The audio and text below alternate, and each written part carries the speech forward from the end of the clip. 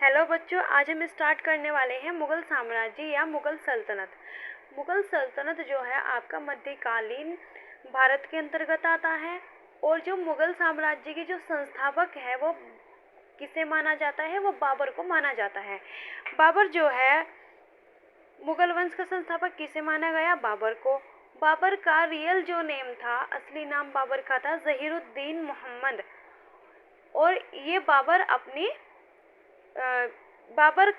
नाम कैसे पड़ा? तो बाबर का नाम जो पड़ा ये अपने पराक्रम और निर्भरता के कारण बाबर कहलाया। बाबर क्यों कहलाया? एक पराक्रमी था और एक निर्भरता था। तो ये क्या था? ये बाबर अपने पराक्रम और निर्भरता के कारण क्या कहलाया था? बाबर कहलाया था। तुर्की भाषा में जो बाबर का अर्थ है वो बाघ है। हमारे यहाँ पर बाघ कहेंगे और तुर्की भाषा में क्या कहेंगे? उस चीज़ को बाबर कहेंगे। तो बाबर का क्या अर्थ है? बाघ।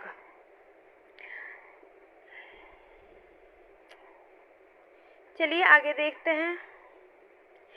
बाबर का जो जन्म हुआ था वो कब हुआ? 14 फरवरी। बाबर का जन्म हुआ 14 फरवरी 1483 को फरगाना यानी कि वर्तमान उज़्बेकिस्तान में। चलिए देखते हैं फरगाना है कहाँ पर।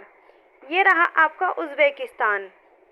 भारत से पहले, भारत के बाद पाकिस्तान आएगा, पाकिस्तान के बाद अफ़गानिस्तान, अफ़गानिस्तान के बाद तजाकिस्तान, वो तुर्कमेनिस्तान, और उसके बाद आएगा उज़्बेकिस्तान। उज़्बेकिस्तान के अंदर ही क्या था? फरगाना था। तो बाबर का जो जन्म है वो उज़्बेकिस्तान में हुआ। कहाँ पर हुआ? फरगाना में हुआ 14 फरवरी 1483 को।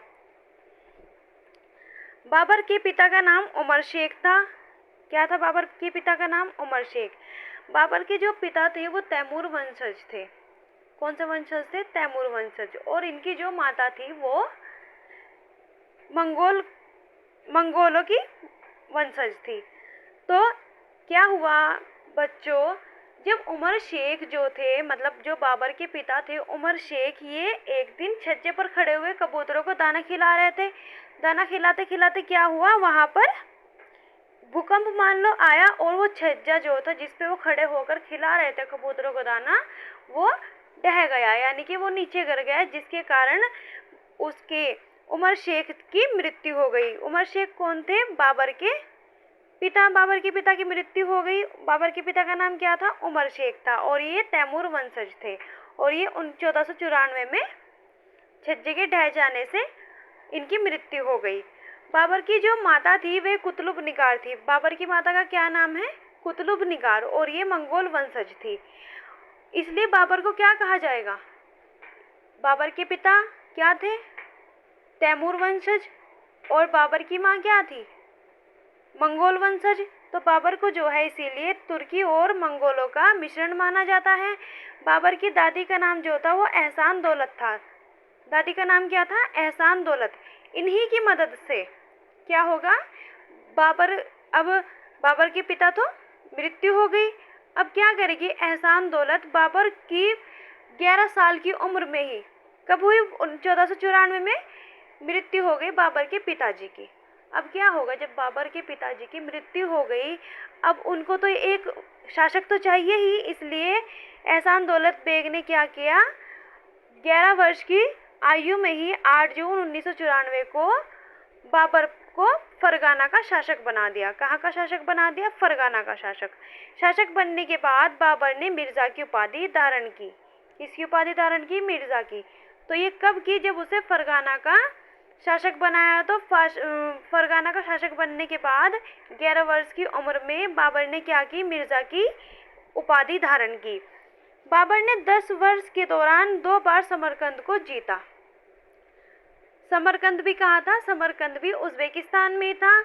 बाबर ने फरगाना की गद्दी बैठने के बाद 2 बार समरकंद को जीता। पहली बार तो 1497 में 7 महीने के घेरे के बाद सिर्फ कुछ महीने, 7-8 महीने के लिए वह समरकंद में टिक पाया।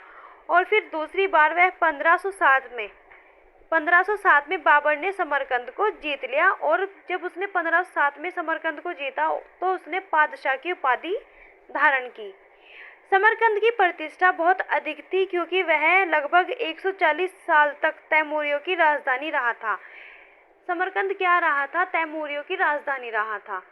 कितने सालों तक? 140 सालों तक। तो यह बहुत इनके लिए समरकंद की बहुत ज़्यादा प्रतिष्ठा थी। समरकंद के बारे में बाबर ने जो उसकी कलम से लिखा है, तो उसने लिखा है कि यह उद्गार व्यक्त हुआ है, यह मनुष्य के लिए, समरकंद के लिए लिखा है, यह मनुष्य के लिए रहने लायक दुनिया के किसी भी हिस्से में समरकंद जैसा आनंददायक कोई शहर नहीं है। यह बाबर ने लिखा हुआ है। चलिए आगे चलते हैं। बाबर ने जो है वो चगतई तुर्क नए वंश की स्थापना की। तो बाबर ने कौन से वंश की स्थापना की? चगतई तुर्क। और भारत की ओर आक्रमण करने के लिए इसे ये यहाँ पे आना नहीं चाह रहा था, लेकिन क्या हुआ, इसे मजबूर होना पड़ा, क्योंकि चारों तरफ से फरगाना पे जब ये शासक बना तो चारों तरफ से फरगाना पर जो है वो आक्रमण होने लगे, तो इसे वहाँ से निकलना पड़ा। तो ये कहाँ पर अग्रसर होगा? फिर ये कहाँ पर शुरू होगा इसका आना? ये इसने इंडिया में आना शुरू किया, भारत में आना शुरू किया। तो क्या हुआ, ये जब इसके पड़ोस के राजा इसे परेशान करने लगे तो ये वहाँ से निकल गया और इसने अपना रुख भारत की तरफ किया। बाबर का पानीपत का युद्ध, ये शुरू हो जाता है हमारा भारत।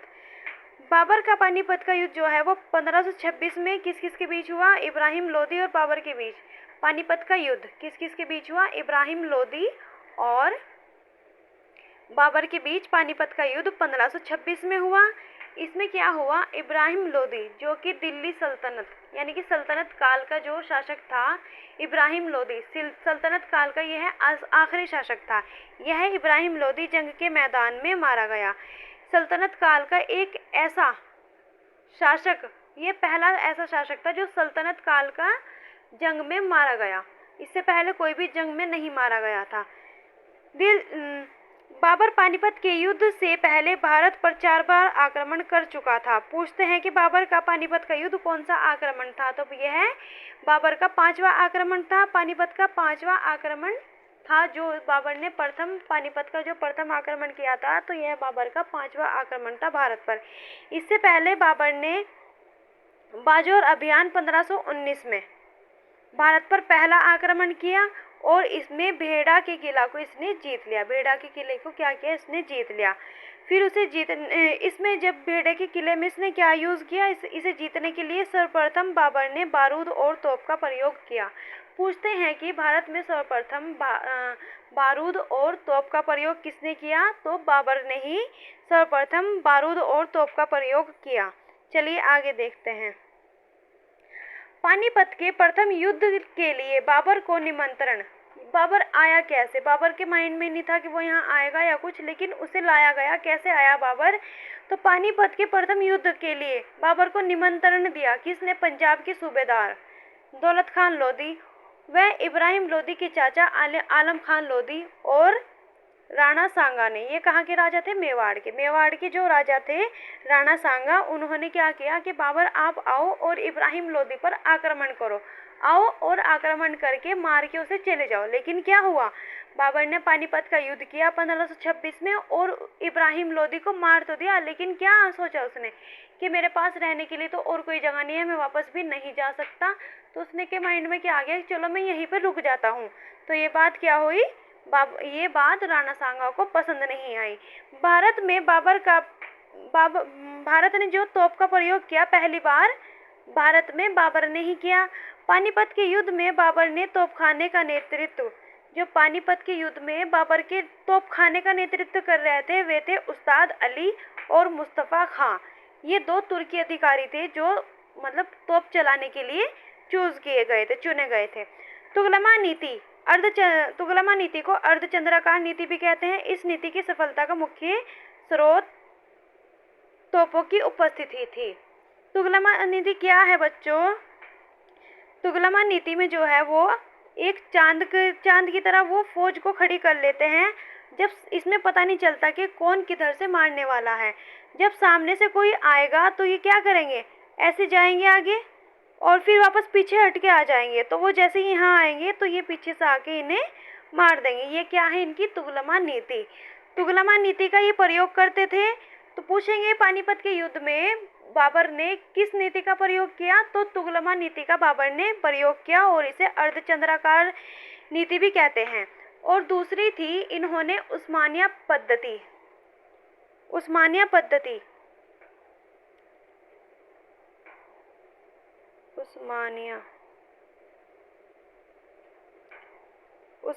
या रूमी पद्धति का भी यूज किया। और रूमी पद्धति या इस्लामिया पद्धति क्या थी, उसमें ये क्या करते थे, चारों तरफ लोग खड़े हो जाते थे, मतलब सेना, और बीच में ये यहाँ पे तोप लगाते थे, फिर सेना खड़ी होती थी और फिर यहाँ पे तोप लगाते थे, फिर यहाँ पे सेना। तो ये क्या थी, ये उस्मानिया या रूमी पद्धति। तो उस्मानिया या रूमी पद्धति का उपयोग किसने किया, ये भी बाबर ने किया। चलिए, बाबर का जो पसंदीदा शहर है वो काबुल को माना जाता है। बाबर का पसंदीदा शहर काबुल हो गया। पानीपत के प्रथम युद्ध की विजय के बाद बाबर ने क्या किया, काबुल के प्रत्येक निवासी को एक एक चांदी का सिक्का दिया और कलंदर किसे कहेंगे, यानी कि दान करने वाला, दानी की उपाधि धारण की। पानीपत के प्रथम युद्ध में बाबर ने यह निर्णय नहीं किया था कि वह स्थायी रूप से भारत में रहेगा। जब बाबर ने यहाँ रहने का निर्णय लिया तो राणा सांगा ने उनका विरोध कर दिया। और अब क्या करेंगे राणा सांगा, पानीपत का युद्ध हो गया, अब अगले ही साल खानवा का युद्ध होगा। किस किस के बीच, जिसने विरोध किया, राणा सांगा और बाबर के बीच क्या होगा, खानवा का युद्ध। चलिए देखते हैं बाबर द्वारा लड़े गए युद्ध की ट्रिक। ये बाबर द्वारा युद्ध लड़े गए हैं, ये इसकी ट्रिक है। पान खा चांद के घर, क्या है ये, पान खा चांद के घर। पानीपत का युद्ध, खा से हो जाएगा खानवा का युद्ध, चांद से हो जाएगा चंदेरी का युद्ध और घर से हो जाएगा घाघरा का युद्ध। पानीपत का युद्ध कब लड़ा गया, पानीपत का प्रथम युद्ध 1526 में। अब अगले ही साल जब राणा सांगा ने इसका विरोध किया तो बाबर ने क्या किया, राणा सांगा से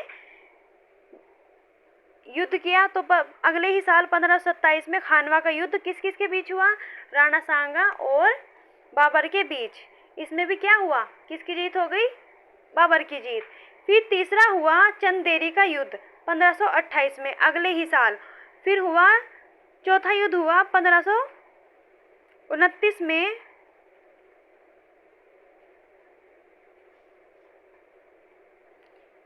फिर अगला युद्ध हुआ 1529 में, घाघरा का युद्ध। पानीपत के युद्ध के बाद अगले ही साल 1527 में खानवा का युद्ध राणा सांगा और बाबर के बीच हुआ। और ये कहाँ हुआ, आगरा के समीप खानवा नामक स्थान पर हुआ। इस युद्ध में राणा सांगा के साथ इब्राहिम लोदी के भाई, अब देखिए कौन कौन था इसमें, खानवा के युद्ध में कौन कौन था, राणा सांगा तो थे ही, इनका साथ कौन दे रहे थे, इब्राहिम लोदी के भाई, जिन्होंने इसे बुलाया था बाबर को। इब्राहिम लोदी के भाई महमूद लोदी और आलम खान लोदी, और एक और थे चंदेरी के राजा मेदिनी रॉय। इन्होंने क्या किया, बाबर को हराने के लिए सब चारों एक साथ मिल गए। अब जब चार शक्ति एक साथ मिल रही है तो उन्हें हराने के लिए उन्हें ऐसे तो हराया नहीं जाएगा। अब क्या होगा, जब उन्होंने चार सेना को एक साथ देखा तो क्या हो गया, उनका मनोबल टूट गया, बाबर का मनोबल क्या हो गया, टूट गया। लेकिन इसमें बाबर ने क्या किया, बाबर का मुकाबला भी इन चारों से था। तो बाबर ने क्या किया, बाबर ने अपने सैनिकों का मनोबल बढ़ाया और सैनिकों पर लगने वाले तमगा नामक टैक्स, सैनिकों पर बाबर एक टैक्स लगाता था जिसका नाम था तमगा। तो तमगा टैक्स किस पे लग रहा था, सैनिकों पर। कौन लगा रहा था, बाबर लगा रहा था। तो बाबर ने क्या किया, मनोबल बढ़ाने के लिए तमगा नामक टैक्स क्या किया, उसने खत्म कर दिया। और क्या हो गया इससे उनका, जिससे मनोबल बढ़े। और एक उन्होंने क्या दिया, एक शब्द दिया, जिहाद। उन्होंने क्या कहा, जिहाद करो, ये हम किसके लिए लड़ रहे हैं, अल्लाह के लिए लड़ रहे हैं, उन्होंने ये बोला बाबर ने। और फिर क्या किया, जिहाद शब्द का नारा दिया, जिससे कि बाबर के सैनिकों में एकदम से उनका बहुत ज़्यादा मनोबल बढ़ गया और वे लड़ने के लिए तैयार हो गए। इस ही युद्ध के दौरान, खानवा के युद्ध के दौरान, बाबर ने पूरी तरीके से शराब पर रोक लगा दी, मदिरा पान नहीं करेंगे सैनिक। और इसके बाद क्या हुई, बाबर की जीत हुई। और इस युद्ध के बाद बाबर ने क्या किया, गाजी की उपाधि धारण की। गाजी यानी कि युद्ध का विजेता। इसी युद्ध के बाद बाबर ने यह निर्णय लिया कि वह भारत में स्थायी रूप से रहेगा। किस युद्ध के बाद, खानवा के युद्ध के बाद। फिर 1527 में खानवा का युद्ध। अब आया अगले ही साल 1528 में चंदेरी। और ये कहाँ, ये एमपी ग्वालियर के क्षेत्र है। ये चंदेरी कहाँ है, ग्वालियर में है। एमपी मध्य प्रदेश में ग्वालियर में है ये चंदेरी। के युद्ध में उसने मेदिनी रॉय को पराजित कर दिया। किसको पराजित किया 1528 में, मेदिनी रॉय को। मेदिनी रॉय भी आया था ना उसके साथ, राणा सांगा के साथ। अब अगले साल इसने मेदिनी रॉय के साथ युद्ध किया। फिर आया 1529। 1529 में बाबर ने घाघरा के युद्ध, बिहार तथा अफगान के संयुक्त सेना को पराजित कर दिया। घाघरा के युद्ध में कौन कौन था, बिहार और अफगान की सेना थी। और इनका नेतृत्व कौन कर रहा था, महमूद लोदी। महमूद लोदी ने भी किसका साथ दिया था, राणा सांगा का। किसमें, कौन से युद्ध में, खानवा के युद्ध में। अब आई महमूद लोदी की बारी। महमूद लोदी को पराजित कर दिया, कौन से युद्ध में, घाघरा के युद्ध में। किंतु बाबर ने अफगानों का पूर्ण सफाया नहीं किया, जिस कारण हुमायूं के लिए यह बड़ा खतरा बनकर सामने आए। 26 दिसंबर 1530 को बाबर की मृत्यु हो गई और इसे आगरा के आराम बाग में दफनाया गया। बाद में अकबर ने बाबर की कब्र को काबुल में स्थानांतरित कर दिया, क्योंकि बाबर की इच्छा यही थी कि उसे काबुल में दफनाया जाए। काबुल का, बाबर का जो पसंदीदा देश था वो कौन सा था, शहर था, काबुल था। बाबर ने चारबाग शैली में आगरा के आराम बाग नामक बगीचा बनवाया था। इसमें नदी तथा नहरें द्वारा पानी की व्यवस्था की गई थी। बाबर ने ही मुबैयान बद शैली का विकास किया। बाबर को चारबाग शैली का जनक कहा जाता है। किसका जनक कहा जाता है, चारबाग शैली का जनक किसे माना जाता है, बाबर को। बाबर ने अयोध्या में बाबरी मस्जिद का निर्माण करवाया और इस मस्जिद का वास्तुकार मीर बाकी था। जब बाबर ने बाबरी मस्जिद का निर्माण कराया तो वास्तुकार कौन था, मीर बाकी। चलिए आगे बढ़ते हैं।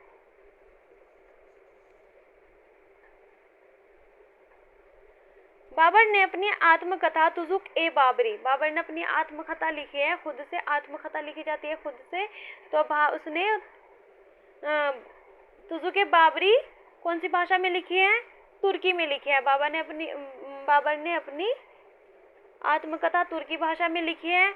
उसने जिस वक्त भारत पर आक्रमण किया उस वक्त 5 मुस्लिम राज्य तथा 2 हिंदू राज्य थे। मुस्लिम राज्यों में दिल्ली, मालवा, गुजरात और बहमनी तथा बंगाल थे और हिंदू राज्य में मेवाड़ और विजयनगर था। मेवाड़ के राजा कौन थे, राणा सांगा। और विजयनगर के कौन थे, कृष्णदेवराय। बाबर ने अपनी आत्मकथा में कृष्णदेवराय के बारे में लिखा है कि वह उस वक्त का सबसे शक्तिशाली शासक था। कृष्णदेवराय जो है विजयनगर का शासक था और ये बाबर के समकालीन थे। बाबर के 4 बेटे थे, हुमायूं, कामरान, हिंदाल, मिर्जा अस्करी। तुजुक ए बाबर की आत्मकथा है जो तुर्की भाषा में लिखी हुई है। अब्दुल रहीम खाना ने अकबर के कहने पर इसे फारसी में अनुवाद किया और इसका फारसी अनुवाद बाबरनामा कहलाया। ये आज का आपका कंप्लीट हो गया बाबर। इसे हमने बहुत ज़्यादा जल्दी पढ़ाया है। अगर आपको लगता है मैं थोड़ा तेज़ पढ़ा रही हूँ तो आप कमेंट करके बताएं। मैं थोड़ा धीरे पढ़ाऊँगी और ज़्यादा समझाने की कोशिश करूँगी। ऐसे ही आगे बढ़ाने के लिए